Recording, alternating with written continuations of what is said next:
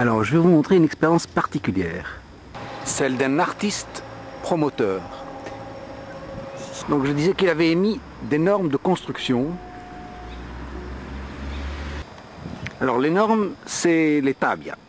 C'est le paysage ancestral végétal de la Tunisie, en tout cas.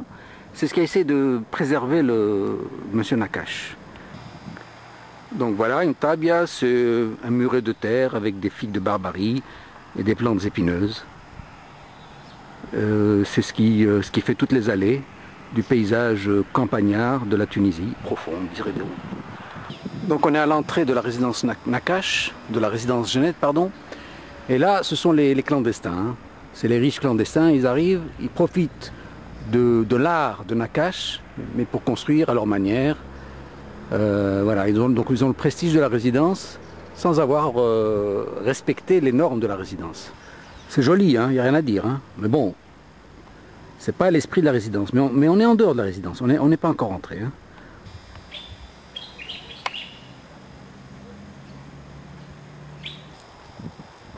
Le principe, c'est donc des haies, des murs en haies. Voilà, ça c'est le principe important, outre que les maisons doivent être blanches. Les murs en végétal. La porte elle est dessinée et le mur en végétation.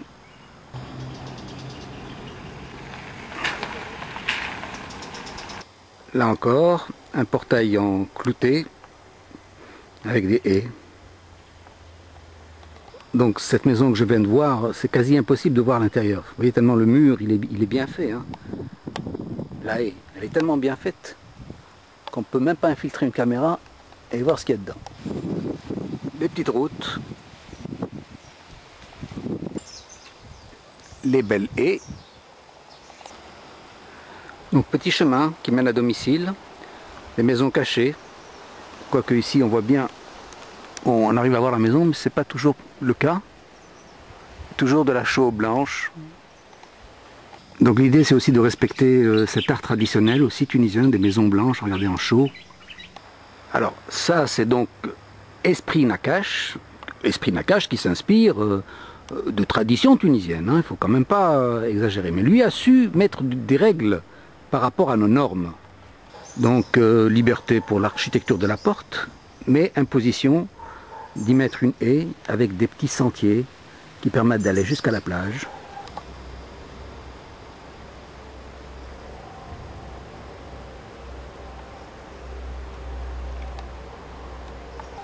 Et puis des sentiers à dimension humaine. Alors les petits sentiers pour rejoindre la mer. Encore un portail. Et puis les petites routes. Hein. Bon, il n'y a pas de circulation, c'est uniquement pour les résidents. Hein. C'est respecter un peu cet authentique art tunisien tout en étant moderne. Alors des petits sentiers, toujours cet esprit de voisinage de la Casbah tunisienne, de la mentalité tunisienne. Donc je devais expliquer que Nakache il a mis des lots à la disposition des gens pour lesquels il imposait des normes de construction, d'architecture végétale aussi.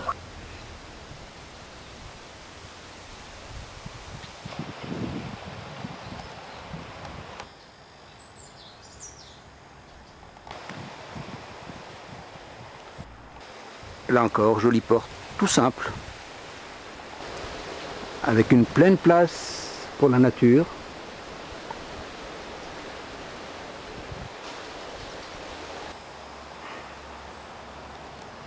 Et c'est tout simple et c'est tout beau.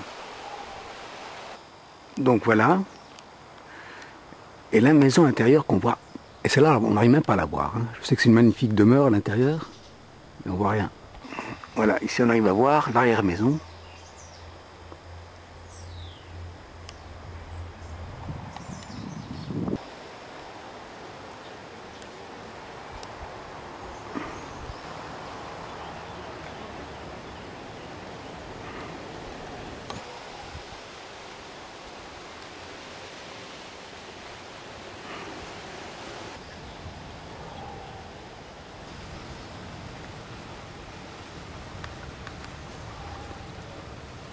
On peut voir un peu l'intérieur du jardin.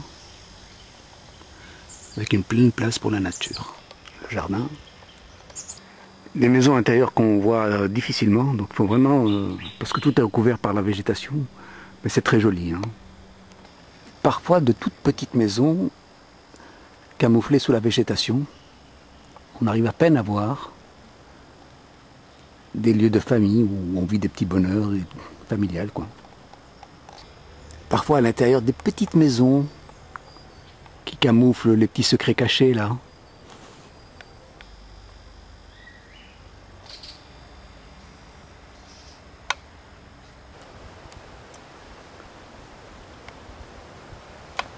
Voilà, on dirait pas qu'on est en Tunisie, hein. Tout est vert, la terre est fertile. On est dans la région de Hammamet Nabel, vraiment c'est très joli.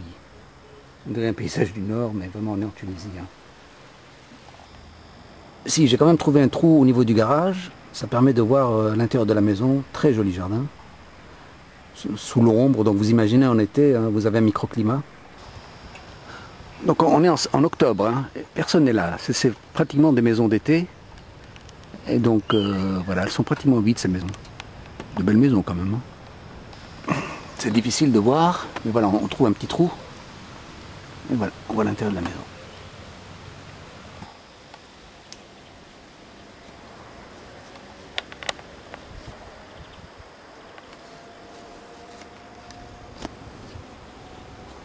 Donc quand on arrive à voir les maisons, c'est le paradis caché à l'intérieur,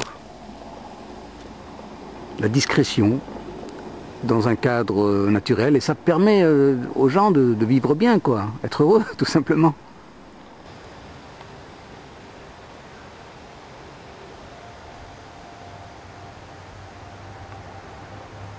Là on prend les petits sentiers et on voit des petites maisons assez sympathiques, soyons discrets pour pas qu'on nous voit. Il y a quand même des gens, parce que la plupart des maisons sont vides.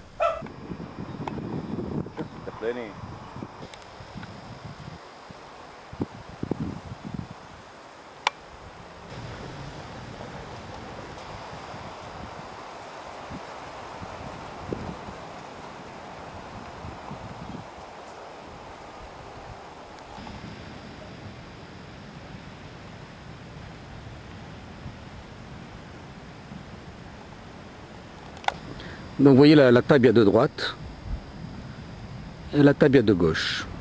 Et là on a refait la même chose avec de la terre et plus de végétation. On arrive à peine à voir la maison intérieure. Mais bon, il y a aussi des questions de sécurité. Hein. Les gens ils se disent ouais, les gens vont rentrer chez moi. Mais bon, donc c'est toute la gestion du collectif qu'il faut faire pour que la sécurité soit assurée, qu'on ait de la beauté, quoi. Normalement, résidence c'est assuré, hein, parce qu'il y a quand même une surveillance locale. Voilà, on entend la mer.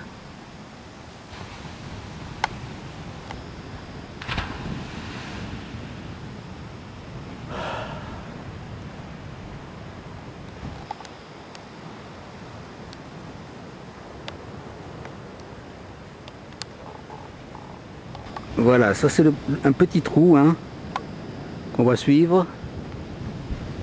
Hop. Pour aller où?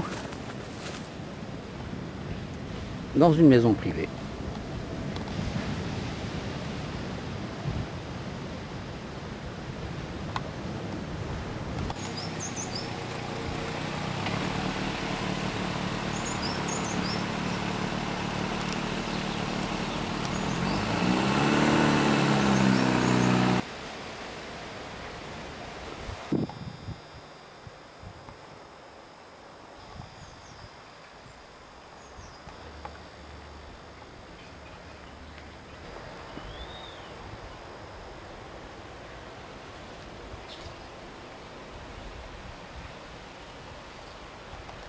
Là, on arrive aux limites de la résidence. Hein.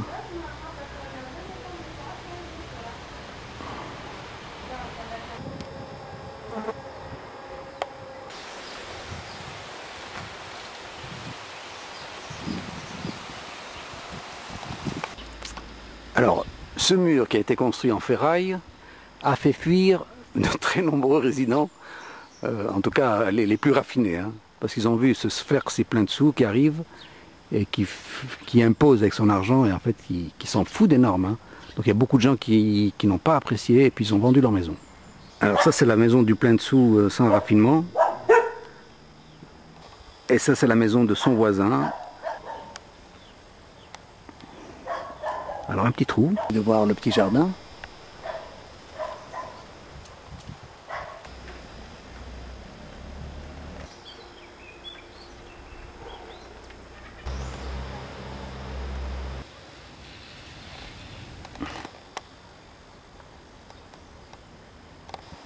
Là, c'est une petite maison, donc pour un petit espace, et alors elle est surélevée.